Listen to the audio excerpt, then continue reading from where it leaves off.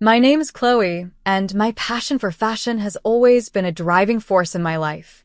This passion steered me towards a career in a prestigious boutique, allowing me to delve deep into the latest styles while assisting others in finding their ideal outfits.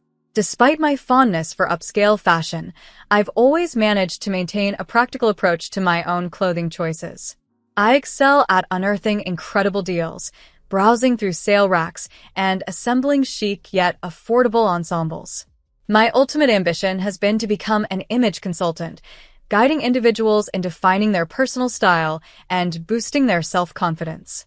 I dedicated countless hours to poring over fashion magazines, attending runway shows, and trying out various styles on myself and my friends.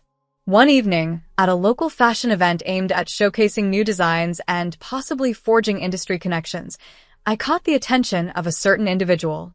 While I admired a striking outfit on the runway, I noticed a tall, charming man with a professional camera watching me. After the event, he introduced himself with a warm smile as Benjamin, the photographer for the evening. Our conversation flowed effortlessly as we discussed our favorite designs from the show and our mutual appreciation for fashion. Benjamin was not only a skilled photographer, but also deeply knowledgeable about the fashion industry. As we chatted, I was drawn to his passion and creativity. Sensing a spark, Benjamin suggested we meet for coffee to continue our discussion about fashion. Thrilled, I agreed, and we exchanged numbers. As Benjamin and I began dating, our relationship quickly deepened, leading to an introduction to his parents, Samuel and Samantha. Initially nervous, I was quickly put at ease by their warm welcome. Samantha, particularly impressed by my style, praised my ability to blend stunning yet affordable pieces. Samuel appreciated my financial savvy, a trait he considered important. However, not all interactions were pleasant. During my first visit, Benjamin's sister Gemma made it clear she disapproved of my economic fashion sense. Her dismissive attitude and remarks about preferring a lavish lifestyle hurt, especially when Benjamin responded to her rudeness with nothing more than an indulgent smile. The following weeks were emotionally turbulent. One afternoon, while I was absorbed in thoughts about a new styling project, I encountered Gemma again. She mockingly referred to me as the bargain hunters in front of her friends, attempting to embarrass me. Despite the sting of her words, I held my head high, refusing to let her derision affect my confidence in my style and financial choices. But then, I remembered my values and what I stand for. With a serene smile, I responded to Gemma, "Actually, Gemma, you're right. There's a sale on the new luxury collection at Bergdorf's today. You can snag it for half price. Why don't you join me?" The laughter faded from Gemma's lips as her friend's eyes lit up with interest. "Really?" one of them asked, moving closer. "That collection is stunning. I'd love to check it out." Before I knew it, Gemma's friends had gathered around me, eager to learn more about the sale and my shopping tips. We spent the afternoon together, scouring for bargains and exchanging styling advice. As we said our goodbyes, they thanked me enthusiastically, leaving Gemma isolated and visibly irked on the sidelines. A few days later, while I was setting up a new display in the boutique, I heard the door chime. Turning around, I was surprised to see Gemma. She greeted me with saccharine sweetness. "Hello, dear sister. I'm here to do some shopping, and since we're practically family, you'll surely give me a nice discount, right?" Taking a deep breath to maintain my professionalism, I replied, "I'm sorry, Gemma, but this is a new collection. We don't offer discounts on our latest arrivals, even for family members. I hope you understand." "Oh, I understand perfectly," Gemma retorted sarcastically. "You're just selfish and don't care about family." Wait until Benjamin hears about this. That evening, my phone buzzed with a message from Benjamin. "We need to talk. Can I come over?" When Benjamin arrived, his face was serious. "Chloe, what's this I hear about you refusing to help my sister?" I explained the store policy and my commitment to professional integrity, but Benjamin seemed unsympathetic. "Come on, Chloe. It was just a small discount. You could have made an exception for Gemma. She's going to be your sister-in-law someday." "Benjamin," I responded, firm yet calm. "I can't compromise my job or my principles. Even for family, especially not for someone who has been nothing but rude to me since we met. Benjamin's expression turned stern. That's just how Gemma is. You need to learn to deal with it if you're going to be part of this family. As Benjamin left that night, a knot formed in my stomach. I loved him, but his unyielding defense of Gemma's behavior was becoming increasingly hard to accept. This situation highlighted a side of him that seemed to always prioritize Gemma's desires above my own needs. The weeks that followed were strained. Benjamin and I attempted to move past the incident, but it left a lingering bitterness. I found myself questioning our relationship, wondering if Benjamin would ever truly support me. One evening, while preparing for a family dinner at Benjamin's parents' house, I received a message from Samantha, Benjamin's mother.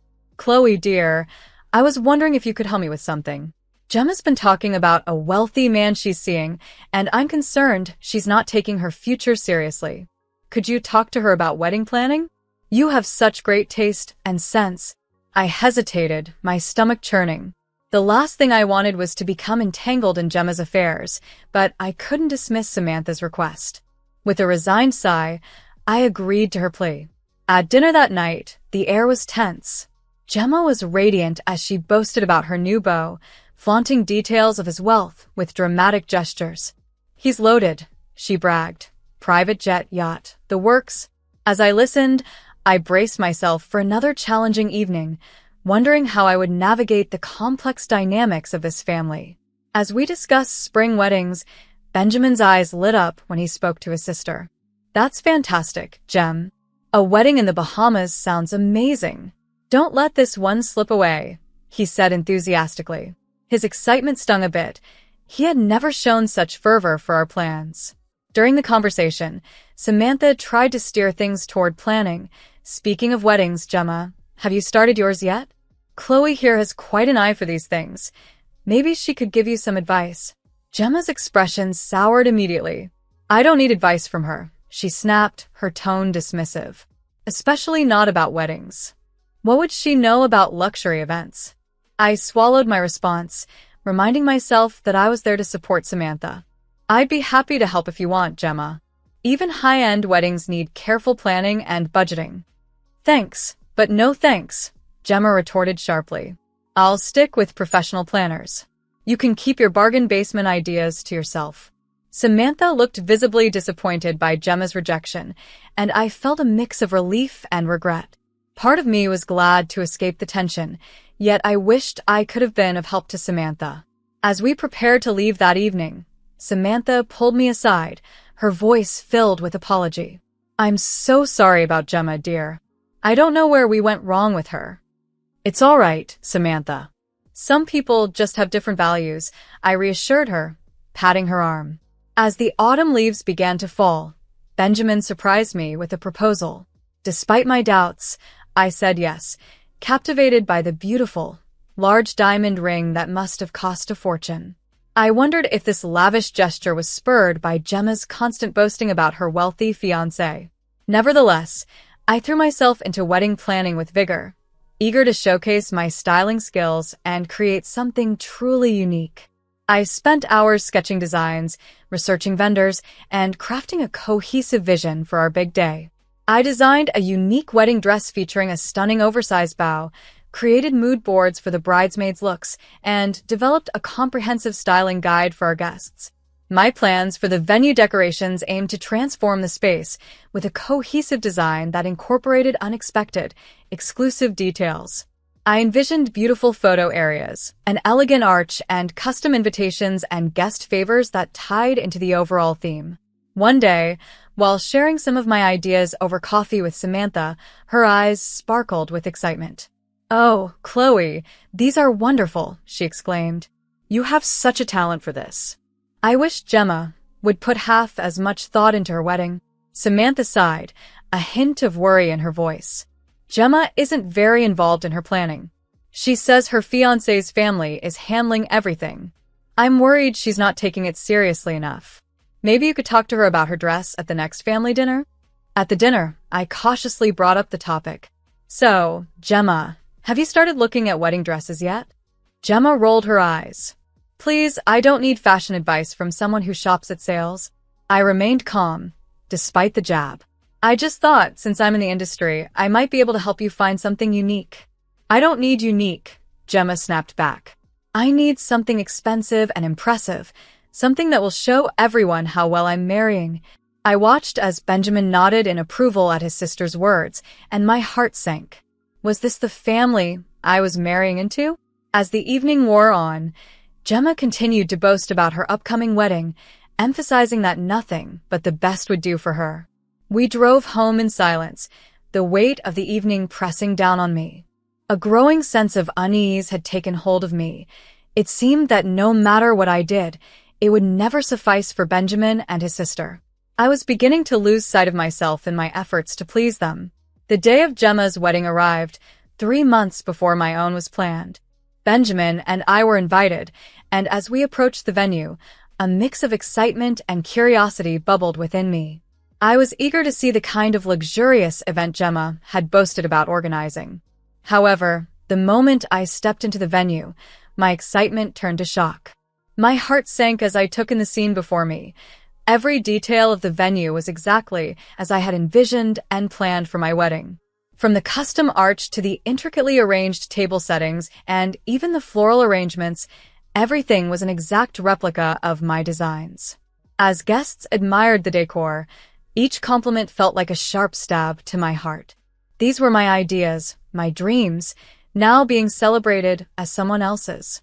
The most painful moment came when Gemma made her entrance, wearing a dress identical to the one I had designed for myself, holding the exact bouquet I had envisioned for my own aisle walk. Numb. I watched as our friends and family snapped photos in the beautifully arranged photo zones that I had created, oblivious to the fact that they were admiring a stolen dream. Pulling Benjamin aside, I whispered urgently, "How is this possible? Everything here is exactly what I planned for our wedding. How did Gemma get my designs?" Benjamin looked uneasy and avoided my gaze. "You're imagining things, Chloe," he said nervously. "All weddings look kind of similar, don't they?" His dismissive tone only fueled my anger and disbelief. I knew what I was seeing. This was not a coincidence. It was a blatant theft of my vision. As I approached Gemma, her fiancé, and the small crowd gathered around them, I could hear the enthusiastic praise from relatives and friends. "Oh, Gemma, the decorations are simply exquisite," one aunt gushed. "Everything is so thoughtfully arranged. You've outdone yourself," another guest added. Gemma basked in the attention, a smug smile on her lips. "Thank you all so much," she replied, her voice dripping with false modesty. "I've been secretly working on this for 10 months. I wanted everything to be perfect." Her fiancé's parents nodded approvingly, showering more praise on their future daughter-in-law. The sight of her taking credit for my hard work made my blood boil. I couldn't stand by and let her steal my creativity. Taking a deep breath, I stepped forward and raised my voice so everyone could hear. "I'm curious, Gemma, who exactly is the designer and the author of these wedding decoration ideas?" The chatter around us immediately ceased, creating a heavy silence. Gemma's smug expression faltered, replaced by a look of panic. She glanced around nervously, clearly caught off guard by my direct question. Samantha, Benjamin's mother, turned to me with a confused expression. "Chloe, dear, is everything all right?" she asked. Before I could respond, Benjamin appeared at my side, grabbing my arm. "Chloe, can we talk for a moment?" he whispered urgently, trying to pull me away. "Please don't ruin this day for Gemma." At that moment, I realized that my feelings and the betrayal I felt were being sidelined for the sake of preserving appearances. The realization that Benjamin might never truly stand up for me, even when the evidence of wrongdoing was unmistakable, was disheartening and eye-opening. But I stood firm, shaking off Benjamin's grip. I was done being silenced and overlooked. "No, Benjamin, I need to understand why your sister used my wedding plans and where she got the dress. It's exactly the one I designed for our wedding." Gemma's eyes widened in alarm, and she glanced at Benjamin pleadingly as the murmurs from the guests around us grew louder. Benjamin, his face red with embarrassment, stepped between us. "Chloe, please, our wedding isn't for another 3 months. By then, everyone will have forgotten about this design." "Forgotten?" I echoed, my voice rising with my anger. Benjamin, do you realize how much time and effort I put into those designs? This isn't just about a wedding. It's about respect and honesty. I turned back to Gemma and demanded, how did you learn about my decor ideas? Where did you get my dress design? The silence that followed was suffocating. Benjamin's shoulders slumped in defeat, and he finally spoke, his voice a faint whisper. I gave them to her, Chloe. I showed Gemma all your designs and sketches. The ground seemed to drop from beneath me. You what? Benjamin couldn't meet my eyes as he continued. And the dress? I gave her your dress too. I thought it would make her wedding unique. Gasps of shock rippled through the crowd. Samantha covered her mouth in disbelief, and Gemma's fiancé stepped back, his expression a mix of confusion and disappointment. The revelation that Gemma was wearing my wedding dress struck me like a physical blow. How could you do this to me, Benjamin? To my shock, Benjamin's demeanor shifted. He stood straighter, his eyes defiant. I don't see what the big deal is, Chloe, he said brashly. It's just a dress. It's not disposable. It can be worn more than once. I stared at him in disbelief. But Benjamin wasn't finished. Look, he continued, his voice growing bolder, we can postpone our wedding for a year if you're so upset. By then, everyone will have forgotten these designs. Then came the final blow. Besides, Benjamin added dismissively, I'd do anything for my sister. At his words, Gemma's face lit up with a triumphant smile. She turned to the stunned crowd and announced loudly, that's right. I'm so happy to wear this beautiful dress, especially knowing how much it bothers Chloe. Don't worry, Chloe, you can wear it after me. If Benjamin still wants to marry you, that is. Something inside me snapped. I looked around at the stolen decor, the copied dress, and the man I thought I loved, defending this betrayal. In that instant, I knew what I had to do. There won't be a wedding to postpone, I declared, my voice clear and strong. I'm canceling it. I refuse to marry a man who puts his sister's petty desires above my feelings and our relationship. A collective gasp went through the crowd. Before Benjamin or Gemma could respond, an unexpected voice spoke up. Chloe is right, Samantha, Benjamin's mother, said firmly. She turned to her children, her face a mask of disappointment. I'm ashamed of both of you. Stealing someone's ideas and dreams. Is this how we raised you? Gemma's future in-laws stepped forward, their expressions grim. We're deeply disappointed, Gemma's would-be father-in-law stated. A marriage should not begin with lies and theft. Gemma's face twisted with anger. She whirled on her future in-laws, shouting, I don't care what you think. This is my wedding. Amidst the unfolding chaos, I walked away, knowing I had made the right decision, and liberated from a future that would have surely stifled my spirit and creativity.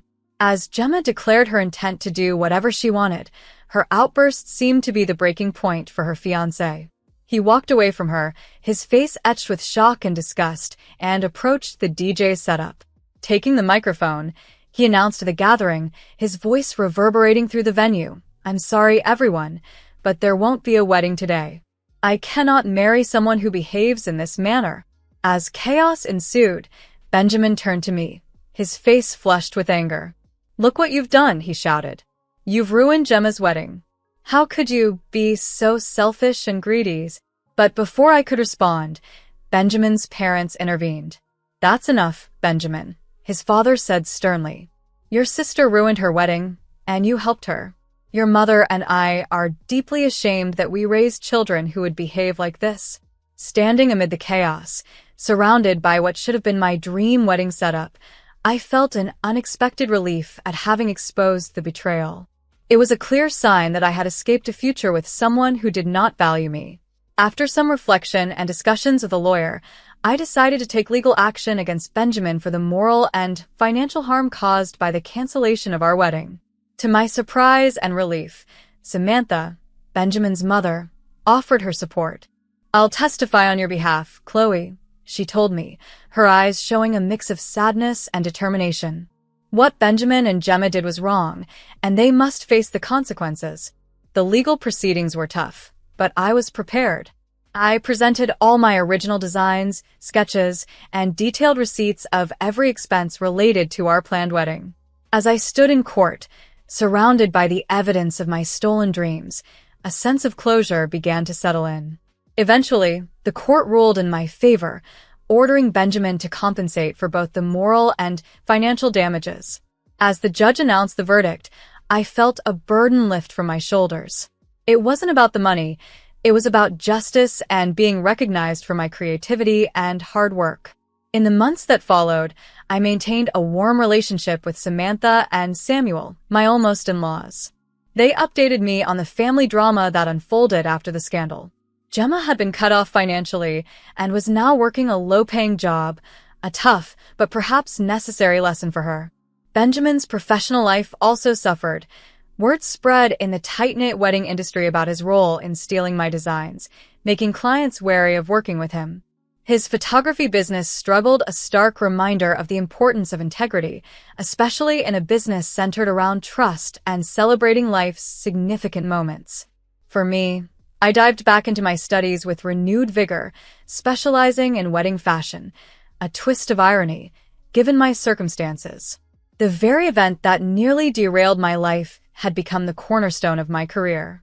My services quickly became sought after. Clients appreciated my attention to detail, my ability to create unique, personalized designs, and, most importantly, my commitment to originality and integrity. Standing in my studio one day, surrounded by sketches of wedding gowns and mood boards for upcoming ceremonies, a smile naturally formed on my face. The path I had taken was filled with challenges, yet it guided me precisely to where I was meant to be. Here I was, living out my dream independently, crafting beauty and joy for others while steadfastly upholding my values.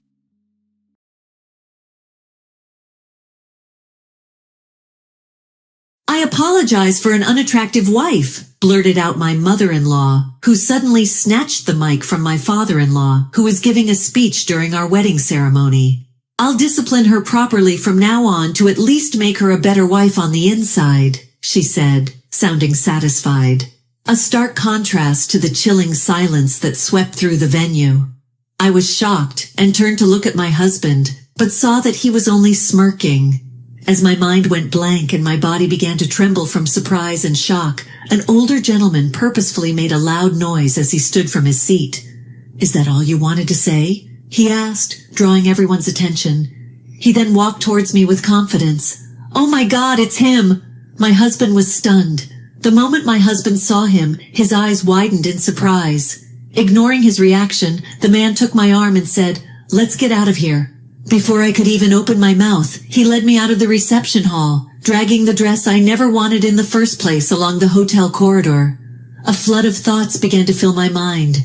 My name is Pearl, a 35-year-old woman. I grew up in a single-parent household after my parents divorced when I was in elementary school. In my 20s, my mother fell ill and needed care, so my days were filled with work and caring for her. Still single in my 30s, I met a man named Anthony. He proposed to me even knowing that I was taking care of my mother, after he visited my office for work, and I assisted him at the reception desk. Steve was a great guy, and I thought I might never get another chance to marry if I didn't take this opportunity.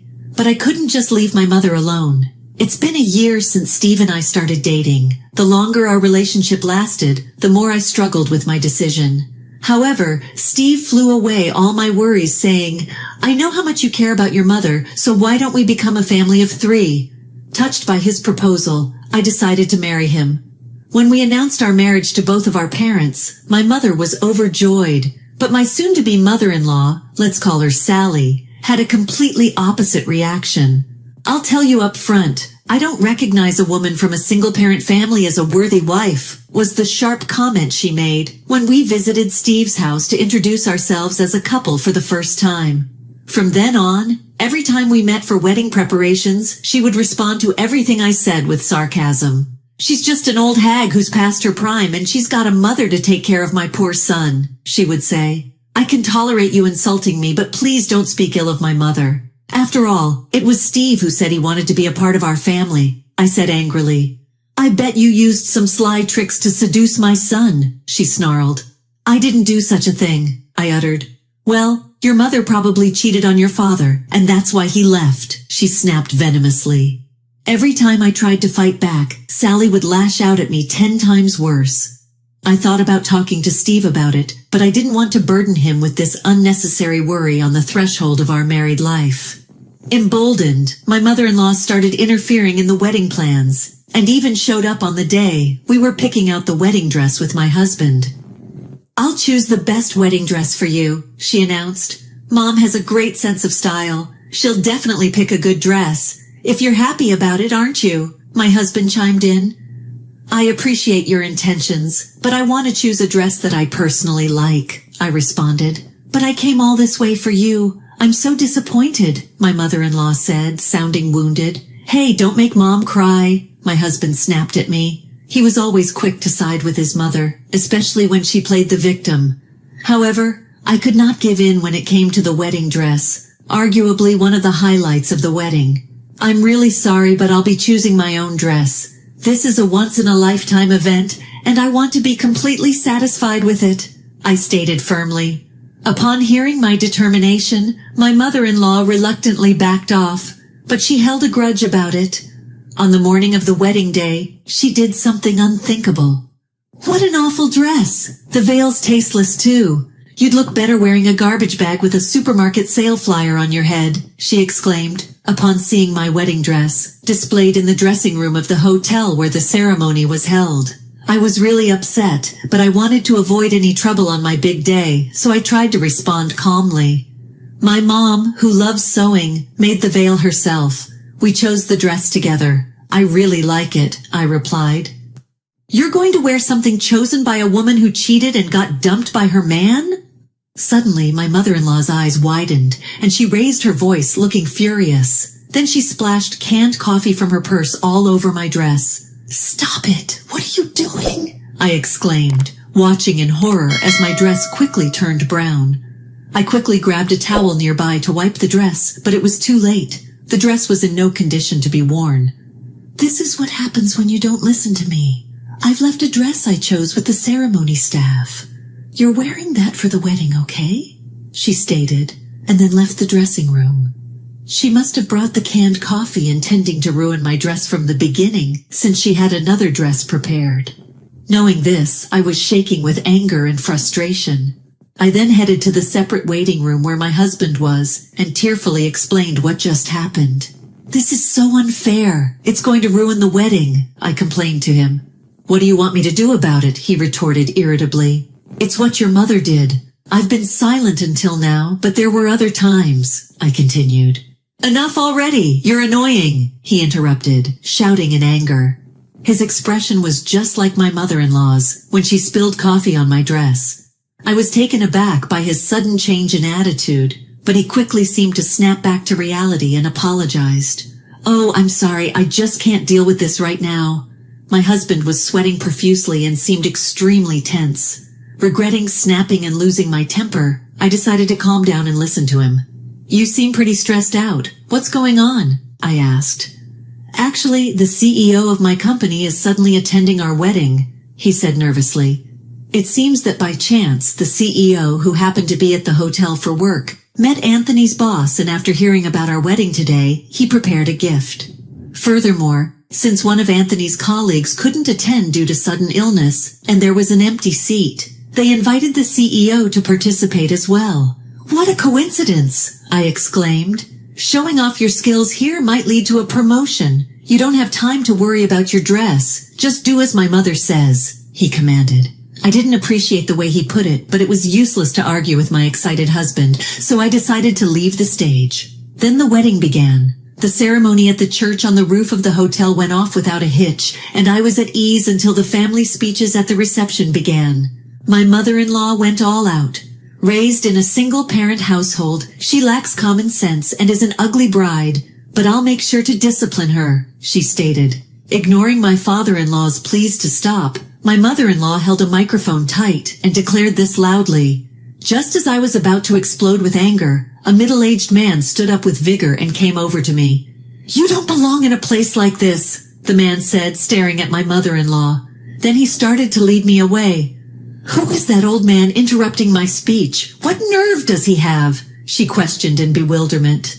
As my mother-in-law looked at the man leading me away, she shrieked. However, next to her, Anthony was turning pale. Why is the CEO here? Anthony said, shocked at what was happening. It turned out that the middle-aged man was the CEO of Anthony's company, sweating profusely from his forehead. Anthony seemed extremely flustered. We hurriedly left the reception hall and returned to the dressing room, leaving the excited guests behind. Why are you here? I asked my father, perplexed. That's right. The CEO of Anthony's company is also my biological father. The reason for my parents' divorce was a personality mismatch. They fought constantly while both working and decided to divorce because they thought it was affecting me negatively. Therefore, even after the divorce, my parents occasionally met. I saw my father several times a month and received proper child support until I became an adult. Even after my mother needed care, he helped out in various ways, so our relationship was very good. However, I hadn't asked much about my father's job. I can't believe my father is the CEO of Anthony's company, I wondered. Even I was surprised by this coincidence, my father replied. Why are you here when you said you had an important business meeting and couldn't attend my wedding?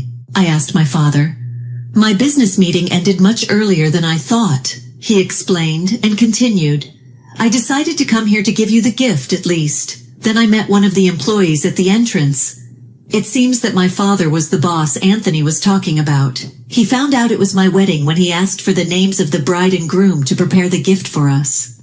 When I told my colleague about the situation, I learned that the meeting had been cancelled at the last minute, but since the spot was now available, I decided to participate, my father continued. Why didn't you tell me then? I asked. After consulting with your mother, we decided to make it a surprise. I never imagined it would turn out like this. My father looked somewhat sad inside. Just as I was about to talk to him, the door of the dressing room opened. Pearl, you can't just run off like that, my mother-in-law said in a fake sweet voice I had never heard before.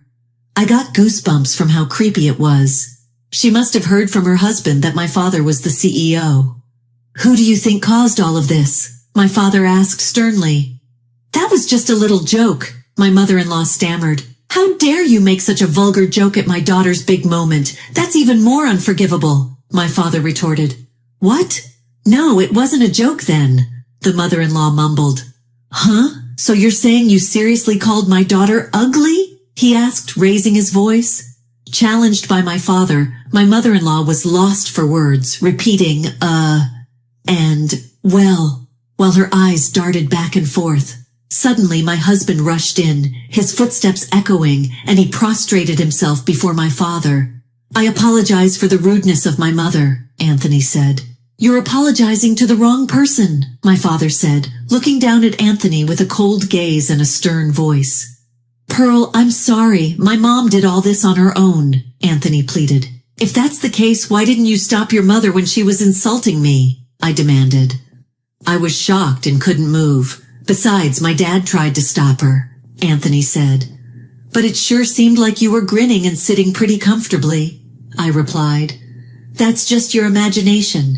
Anyway, the only one to blame for everything is my mom, Anthony shouted, pointing accusingly at his mother. Anthony, are you betraying your mama? Didn't we agree to discipline this cheeky wife together? My mother-in-law shrieked. Hey, don't say unnecessary things. You said we should use this wife who won't let mama choose her dress like a rag and make her understand her place, Anthony snapped, covering his mother's mouth to stop her from speaking further. Her muffled voice was truly comical. So, would you like to explain what's really going on? My father asked. No, this is something my mother did on her own, Anthony insisted. It's for your own good to be honest right now, don't you think? My father started questioning. Anthony shuddered and finally began to speak. When Pearl insisted on choosing her wedding dress, my mother said she would become a cheeky wife if not properly disciplined, Anthony confessed. What's wrong with choosing my own dress? I asked. It's only natural that a wife listens to her mother-in-law, isn't it? If you can't even do that, I thought you'd become a bad wife who wouldn't listen to her husband in the future, Anthony said. First of all, a married couple should be equals, right? There's no hierarchy, I argued. If I can't make you listen to me, there's no point in marrying a woman on the verge of becoming an old hag, Anthony blurted out. The truth finally slipped out of his mouth. He had decided to marry me not because he loved me for who I am, but because he thought I would be a convenient tool to use. All those words about wanting to take care of my mother and wanting to become a family of 3, was it all a lie? I asked. Of course you had plenty of savings, didn't you? I was planning to use that to build a 2-family house. I wanted to make you work like a slave and live happily with my mother, but now it's all ruined, Anthony admitted. Once he started speaking his mind, there was no stopping him. He was not only intent on making me submit, but was also willing to drain my savings. How selfish could a person be? Seeing my disgust, Anthony seemed to realize he had misspoken, and his face took on a shocked expression. No, that's not what I meant, he stammered. That's it, it's over. You want a wife who won't spend money and act as a maid, don't you? I said firmly. Wait a minute, I just lost my temper and blurted out something I didn't mean, Anthony pleaded. As if I could believe that. I simply can't marry you, I replied. Sensing my resolve, Anthony was visibly shaken, pacing around aimlessly. Then he seemed to remember something. Our wedding is today. We can't possibly send the guests home now, he exclaimed. I will apologize to our guests and return their gifts. Since your mother is the cause of our cancelled engagement, you will bear the cost of the wedding, I stated. You're joking. Even if we were to break up, it's your fault for making a fuss about one little outburst from my mom, Anthony protested. As if it was just one time, huh? All the awful things you've said to me, they're all right here. I pulled out my smartphone from my purse and played the recordings of my mother-in-law's countless unbearable words. Pressing the play button, words like poor, ugly, and harsh woman came out in quick succession in her unpleasant voice. When did you record all this? Anthony's mother asked, horrified. Well, I'm not a fool, you know. I will be claiming damages for emotional distress, I replied. I was just trying to discipline my daughter-in-law. I didn't do anything wrong, my mother-in-law insisted. If you can't pay willingly, I'll take you to court. Please say the same thing in front of the judge, I said. What are you talking about? This isn't a joke, she panicked. Realizing she'd be at a disadvantage in court, my mother-in-law went pale and slumped on the spot. I'll reconsider your position at the company as well, my father added. With the final nail in the coffin, Anthony finally broke down and fell to his knees. I'm sorry, Pearl. Please forgive me, he begged. That's right, Pearl. You're already married. You can't just divorce so easily. If we can overcome this wall, we'll make a great couple, right? Anthony and his mother started pleading. I forcefully shook them off and glared at them, stated, Silence, scum. Go to hell. With that, I left the dressing room. I then followed through with my declaration of canceling my engagement with Anthony and filed a claim for emotional distress against my mother-in-law. The full cost of the wedding was paid by my ex-husband, and the issue was finally settled. Afterward, my ex-husband came under moral pressure at work when his co-workers found out about the wedding fiasco. Additionally, at my father's behest, he was relocated to a remote branch in Nebraska, effectively a demotion. My former mother-in-law was scorned by her relatives for tarnishing their reputation and divorced from my former father-in-law. She was promptly kicked out of the house. I am now focusing on my work and have no interest in getting married again. Over time, my parents have developed a relationship too, and we have family dinners from time to time. I am now living a very happy life.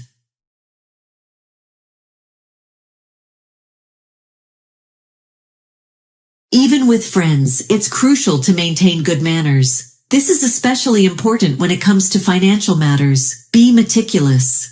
My mother repeated this often, whether something happened in the past or not, and I didn't realize that this advice would come in handy in the future. My name is Bonnie. I'm a 30-year-old part-time worker living with my 4-year-old daughter and my husband Shane, an office worker. My in-laws live 2 train stops away from our rented apartment close to Shane's office, so he often has dinner there. It might sound generous, but Shane is careless and selfish. He drops by his parents' house on a whim after work, not even thinking to tell me who's preparing dinner. I've warned him many times, but he just makes excuses like, Mom said she's making meatloaf and mashed potatoes tonight, and doesn't apologize. Instead, my father-in-law calls asking, Did Shane let you know he's coming over here? Thankfully, this prevents our dinner from being wasted. While my father-in-law is considerate, my mother-in-law is snide, saying things like, "Shane just prefers my cooking over his wife's." Every time Shane visits them, she'd call gloating, "He just feels more at ease at home. Bonnie, you need to make a home where your husband wants to stay." She'd look down on me, asserting her superiority as a woman and a mother, and would barge into our apartment whenever she found the time. "Shane can't relax with this kind of cleaning. What's this in the fridge?" she stated. She'd nitpick my cleaning and snoop through our fridge. She'd even throw out my cooking, saying, "How dare you cook such an awful meal for Shane? Any wife who doesn't take care of food is the worst. Everything you cook just goes to waste." When I said I could eat it instead of throwing it away, her reaction was unpredictable. "You're the one wasting food."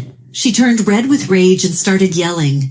My daughter would start crying in shock, and my mother-in-law would hurriedly leave, not wanting to be disliked by her. She's selfish and runs away when things get tough. I told Shane about her bullying, but he just brushed it off with, "You're just imagining things," or "She doesn't mean any harm."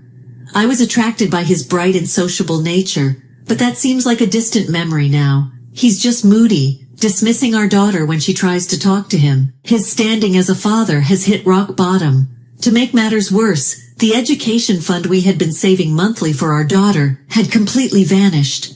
It was a withdrawal of a huge sum, $50,000. It had to be Shane, who has a family card.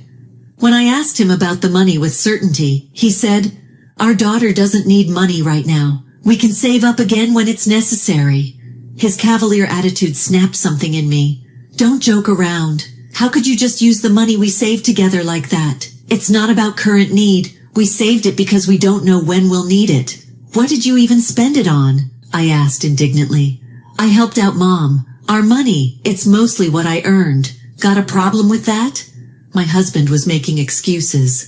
"I contributed too. I saved from our budget cuts. I worked hard to manage that money," I insisted.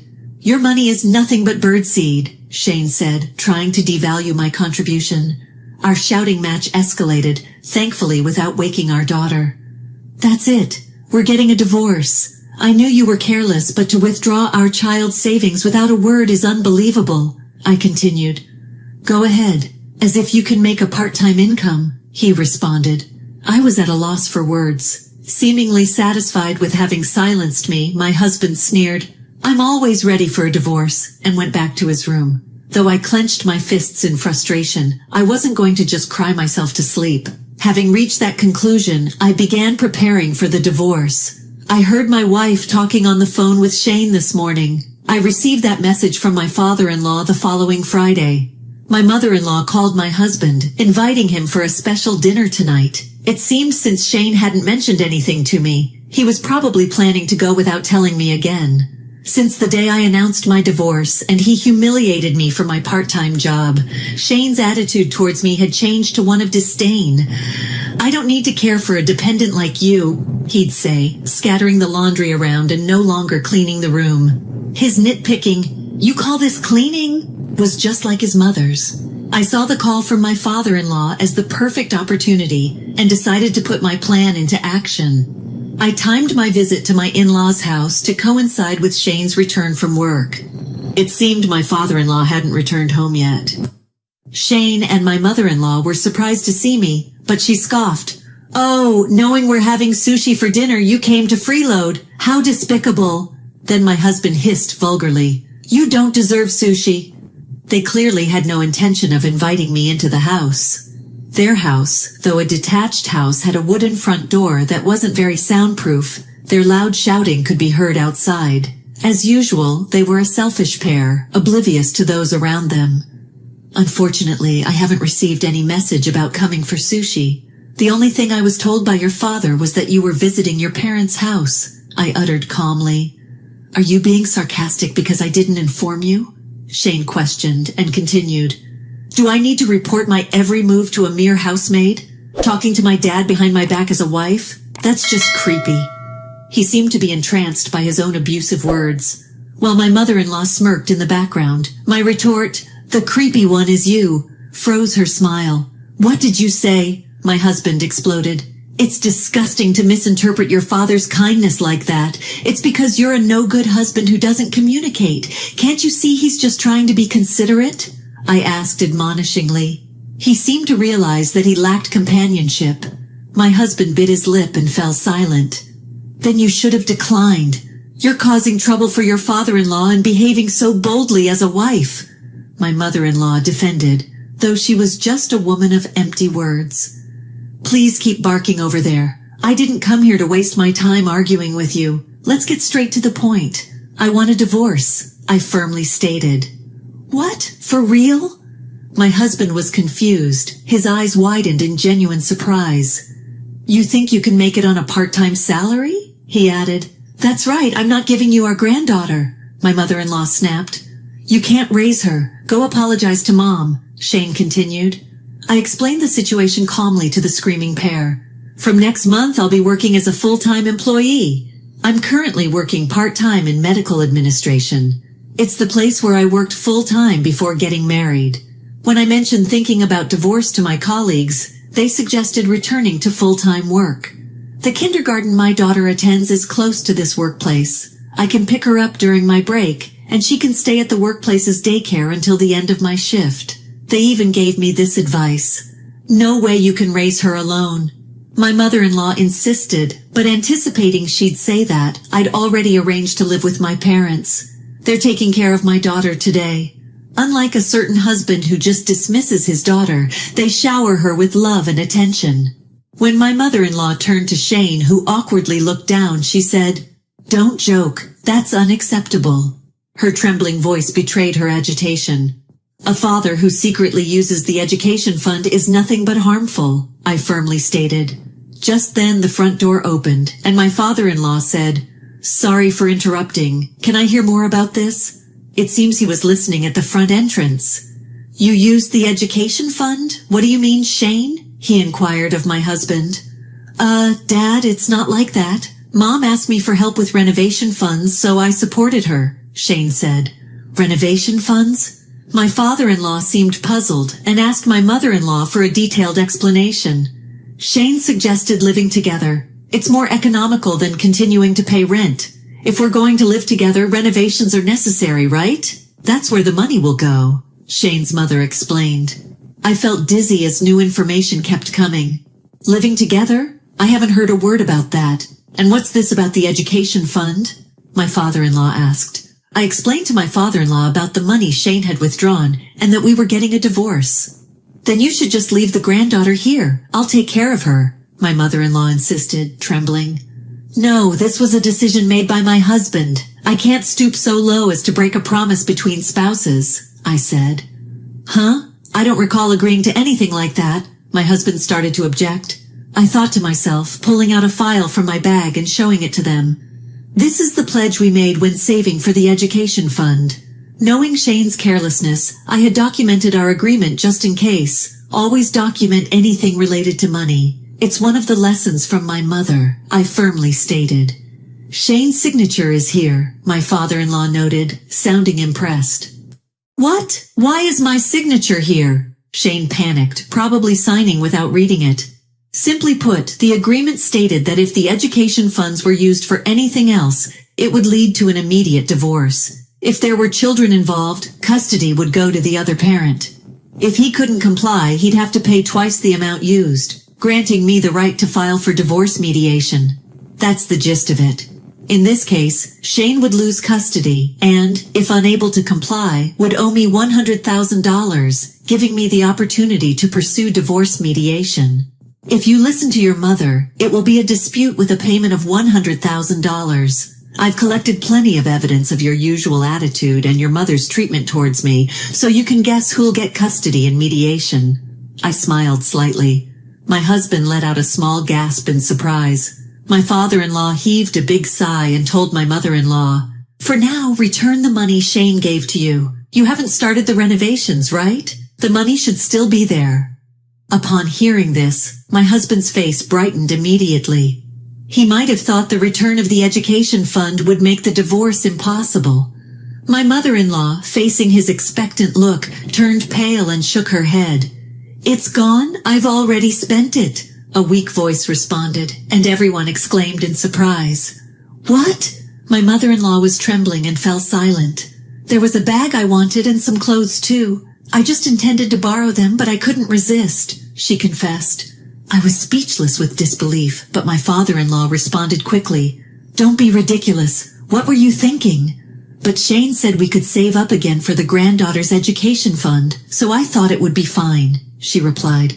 You knew it was for our daughter's education and still spent it. How can you even say you won't hand over the granddaughter? Who's the despicable one here? You and Shane are nothing but harmful, the worst kind of parent and child, I said, my anger peaking and my voice colder than I expected. My mother-in-law just gaped pathetically. I'm sorry, but I no longer want to be part of this family, I added. I agree. They're nothing but poison to our precious granddaughter, my father-in-law said. My mother-in-law broke down in tears at his words. After that, I divorced Shane. Thanks to the evidence of mistreatment and the pledge, the child support and property division went as I hoped. The education fund, a third of which was from my salary, along with the alimony, totaled $65,000 which I received.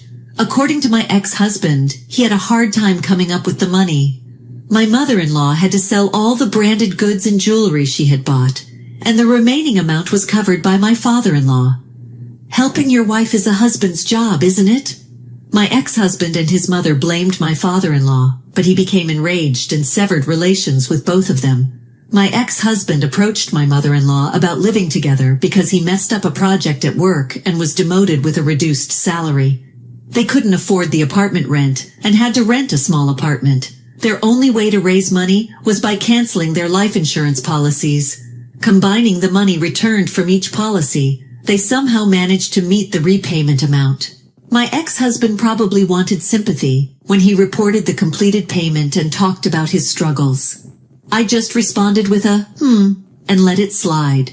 Then he shouted over the phone, "Don't you have a word of gratitude?" To which I replied, "No, I don't. I have grievances, so how about adding that to the bill and charging you?" I suggested, and he fell silent.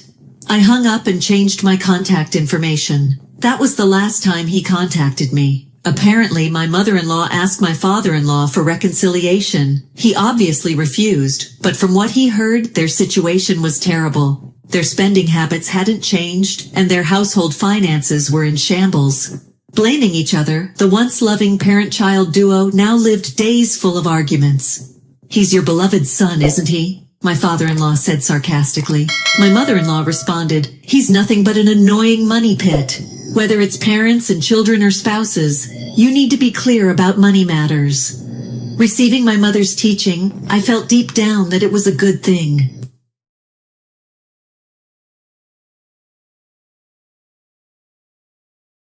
My name is Brianna. I turned 33 years old, but I'm single. Actually, the truth is, marriage is the least of my concerns right now. I'm working part-time and for good reason. A few months ago, the company I was working for went through financial difficulties, resulting in significant cost-cutting measures. Many people were laid off, and I was one of them. Since being laid off, I've been striving every day to find a new job, but it's been challenging to get hired.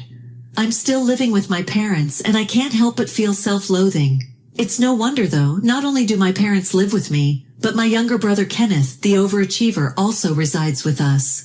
Kenneth is 2 years younger than me, and is what people commonly refer to as a successful person. I've known that he's always worked hard. He even attended a prestigious national university and secured a well-known job there. His salary seems decent now, and even though he lives at home, he contributes enough to cover the living expenses that would be required if he were living alone. Unlike his failure of a sister, me, he's truly accomplished. However, even in my current situation, neither my family nor my brother blames me. Instead, they say, "Let's support each other as a family." Sometimes I feel a bit overwhelmed by their kindness, but I can't afford to move out with just my multiple part-time jobs. While immersing myself in self-loathing, I found myself relying on my family at home. One day, as usual, we gathered around the dinner table waiting for my brother to come home. While engaged in casual conversation, we enjoyed the delicious meal prepared by our mother. Then my brother set aside his fork and straightened up. "Hey, I have something to tell you all. His demeanor was more serious than usual, and naturally, my parents and I put our forks aside and turned our attention to him. "I've decided to get married," he stated. His announcement left me speechless. I knew he had been dating someone, but I never expected he would be considering marriage. Feeling the same way, my mother spoke up. "Congratulations, Kenneth." Tears welled up in her eyes as she said those words. "Wishing you happiness, son." Following my mother, my father also offered his blessing for Kenneth's marriage. I was overwhelmed by surprise and struggled to find the right words, but I managed to say, "Kenneth, congratulations. I hope you'll be happy." That was all I could say. "Thank you, Mom, Dad, and Sis." He expressed his gratitude, and from there on, the conversation revolved around Kenneth's girlfriend, making it a joyful and memorable evening. Several months later, my brother started spending more time away from home. He had been staying at his fiancée's house occasionally, but recently he seemed busy with wedding preparations. The discussions about my brother's wedding were progressing smoothly, and both my parents and I were eagerly looking forward to it. It was about 2 weeks before my brother's wedding when something unexpected happened. I received a call on my cell phone from an unknown number. I wondered who it could be. Thinking it might be an important call, I answered, "Hello?" After a brief pause, the person on the other end spoke. "Nice to meet you, I'm Layla." As soon as I heard that name, I immediately realized she must be my brother's fiancée. "Layla, you're Kenneth's fiancée, right? Nice to meet you." After I said that, Layla explained that she had asked my brother for my contact information because she had something important to discuss with me. "So what is it that you want to talk to me about?" I asked, curious about the purpose of her call. "I'll get straight to the point. I would like you not to attend the wedding," she demanded. Huh? I couldn't react calmly to the sudden request. Was she telling me not to attend the wedding? "Layla, I don't really understand what you mean," I wondered. My heart started pounding. Creeping at my brother's fiancé would say such a thing. "I meant what I said. I only want Kenneth's parents to attend the wedding. It would be embarrassing if you were there," she uttered. Embarrassing? I couldn't comprehend it at all. Not only was I suddenly told not to attend the wedding, but now she was saying it would be embarrassing. I stood there bewildered and unable to say anything as Layla continued speaking. "Anyway, that's how it is. Please understand. Goodbye," she finished. "Wait, hold on." But the connection has already been severed. At that moment, despite trying to call her back several times, she never answered. I had no choice but to wait for my brother to return and hear the details from him. However, from that day on, my brother stopped coming home. When I sent him a message, I learned that they had decided to live together as the wedding was approaching. I couldn't bring myself to call and ask while he was with her, so I reluctantly decided to explain the situation to our parents alone. "Mom, Dad, it seems like I won't be able to attend Kenneth's wedding." When I said that, both my father and mother looked confused. "What do you mean, won't be able to attend?" my father asked, and I told them about the call I received from my brother's fiancée earlier today. Upon hearing this, my parents became furious. "What's the meaning of this? It's absurd to prevent family members from attending a wedding." My dad got angry. "Exactly. Brianna's Kenneth's sister. It's unthinkable for her not to attend." My mom voiced their frustration. Personally, I had believed that the main characters of the wedding were Kenneth and Layla, so if my presence made them uncomfortable, I thought it might be better not to force myself to attend. However, my parents' anger was more intense than I had anticipated, so they immediately called my brother to talk to him. According to my parents' conversation with him, they found out that Layla, my brother's fiancée, discovered that I had been laid off from my job and was now working part-time as a temporary worker. She didn't want me to attend the wedding because she felt it would be embarrassing. I understood her previous mention of embarrassment referred to this situation. Besides, she considered my lower level of education compared to my brother to be a problem, and the fact that the company I worked for was smaller than his. But upon learning the reasons behind her decision, my father responded with anger. "This is ridiculous. Educational background and where you work have nothing to do with it." He expressed his frustration. I wasn't completely devoid of anger myself. However, what saddened me more was the fact my brother's future spouse was someone who judged others based on such trivial things. But since it was my brother's choice, I didn't say anything in particular. Nevertheless, the reason for not inviting me was so absurd that my parents were slightly angry both at the fiancé and my brother. As a result, we contacted all the relatives who had been invited to my brother's wedding and explained the situation. In the end, none of our side of the family attended my brother's wedding. A few days later, I received another call from Layla, who had become my brother's wife. As soon as I picked up the phone, she started shouting fiercely, "What do you think you're doing? I don't know what your intentions are, but the fact that all your relatives didn't come to the wedding is too much. What kind of bullying is this? Thanks to you, I've been humiliated," she complained. Under her intense pressure, I firmly conveyed my message to her. "Just so you know, I haven't done anything. I told my parents and they got angry and contacted relatives. It's their individual decision not to attend," I responded. Even though I told the truth, she wouldn't listen to me. In the end, she berated me extensively and unilaterally hung up the phone. After a while, my brother called me. "Sis, I'm sorry about earlier. Layla said some unnecessary things, right?" He apologized. After listening to my brother, I realized that he actually wanted to express his serious dissatisfaction with Layla and her actions. But her relatives included his boss at work, so he couldn't speak up strongly. Upon hearing that reason, and also because I wasn't particularly bothered by it, I reassured him. "Don't worry about it, it's okay," I said, trying not to make my brother feel responsible. I'm sure he's going through a lot as well. A few days later, I received another call from my brother's wife, my sister-in-law. "I'm sorry for the suddenness, but could you leave the house?" she asked. "Huh? What are you talking about?" I replied, surprised. "Oh, right. You have a part-time job, but we need you to leave. We want to live there," she said. "Why would I leave my own home?" I questioned. She then explained, "I'm pregnant and we need support. Given that my husband is the heir to the family lineage, we have the rightful claim to live there." I felt a surge of annoyance. "No, thank you," I said, and hung up the phone. A few hours later, my mom burst into my room at breakneck speed. "Brianna, what did you say to Layla?" she asked. "Huh? Why are you angry, Mom?" I asked, confused. "Layla is pregnant and not feeling well. She said she wants to live with us because she can't rely on her parents. Why did you refuse? It's really unfortunate, isn't it?" my mother explained. "Wait, Mom, you seem to have misunderstood something," I said, trying to calm her down. "Mom, I don't know what Layla told you, but listen," I continued. I explained in detail the contents of the phone conversation. It turned out that what my mother heard was completely different from what I had explained. "I'm sorry, I didn't know you were told to leave," she apologized. As I found out later, my mom had severe morning sickness while pregnant with me. Since she had lost both of her parents at a young age and couldn't rely on them, and even my father's parents didn't treat her well, the pregnancy period was really tough for her. That's why, despite Layla's inappropriate comments about the wedding, my mother couldn't just ignore it because she knew how difficult it was due to the morning sickness. My mother kept apologizing to me over and over again. However, it's likely true that my mother is genuinely worried about Layla. Thinking that way, I told my mother, "Mom, I'm moving out." "Huh? Why would you do that?" my mother asked, anxious.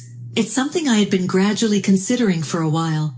"Actually, Mom, you said you only needed a little bit of money for living expenses, so I've been saving the rest. That's why I decided to live separately, not with Layla and the others," I concluded. I decided to cede my current position to my younger brother and sister-in-law. The next day, I found an apartment to live alone and immediately started the moving process. As soon as my brother's wife learned that I was leaving, she excitedly prepared for the move. On the day I moved out, she moved into our family home. Although her forcefulness made my younger brother and parents somewhat uncomfortable, I have nevertheless begun a new phase in my life. A few months had passed since then.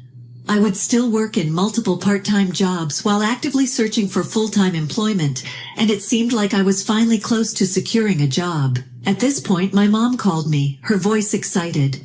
"Mom, is something wrong?" I asked when I sensed her hesitation.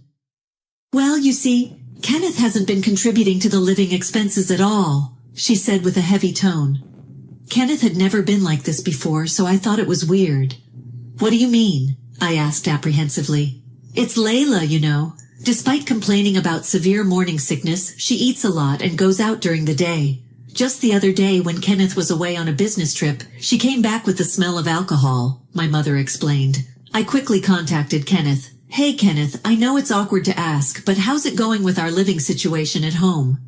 Oh, it's going smoothly. Layla takes care of things around the house, Kenneth replied. It seems like Layla spends her days going out and doesn't do any household chores, and she doesn't seem to be showing any signs of pregnancy, I told him. Huh? What are you talking about? You must be joking. Kenneth's voice trembled. I used to give Layla both the living expenses and her allowance together, and I asked her to hand over the living expenses to Mom as it is. Every night she told me she was doing everything around the house properly. She even mentioned feeling nauseous sometimes, he explained. It's all a lie, Kenneth. Please stop causing more distress to Mom, I urged him.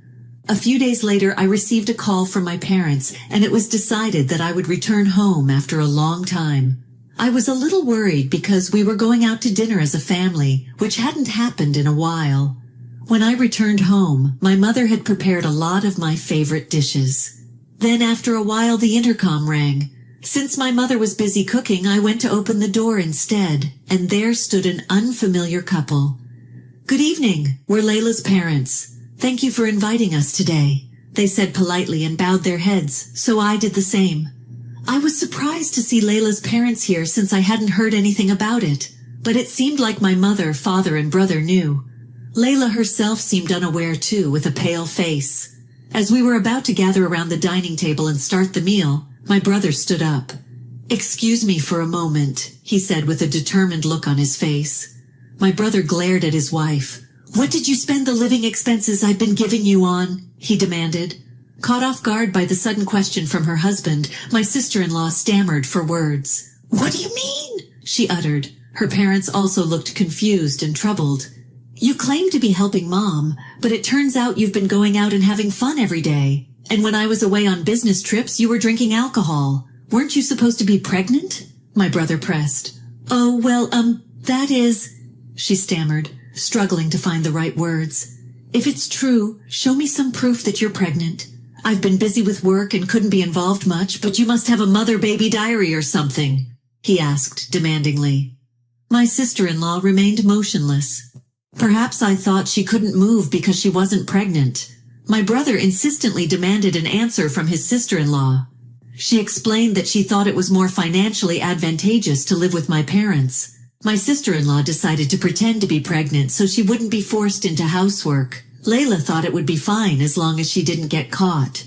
She tearfully confessed these things. Her parents also looked awkward and pale, bowing their heads. My brother looked at his in-laws and said clearly, I want a divorce. Is that normal? He asked angrily. It seems that even the in-laws couldn't deny the extent of this matter. After what happened, further events happened rather swiftly.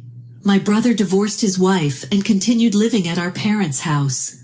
Fortunately, since his wife was entirely at fault, it didn't affect my brother's career advancement or anything like that.